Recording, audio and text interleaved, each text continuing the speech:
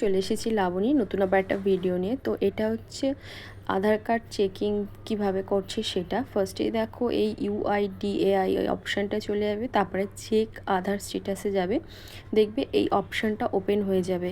তো এখন অনেকেরই প্রবলেম হচ্ছে যে কিভাবে তাদেরটা ডিবিটি লিঙ্ক করা আছে কি না বা কোনো প্রবলেম আছে কি না, অনেকে বুঝতে পারছে না। তো বাড়িতে বসে কিন্তু খুব সহজেই এটা তোমরা করে নিতে পারো।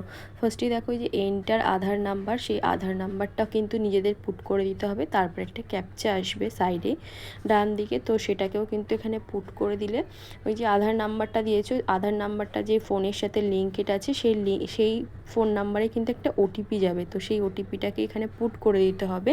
পুট করে দেওয়ার পরে লগ ইন অপশানে গেলে, তো লগ ইন অপশানে গেলে ওই দেখা একদম ডান দিকের কোণায় তোমাদের মুখ চলে এসেছে। তারপরে যে ব্যাঙ্ক সেন্ডিং স্ট্যাটাস এখানটায় গেলেই কিন্তু দেখা যাবে এই যে অ্যাক্টিভ না ইনঅ্যাক্টিভ।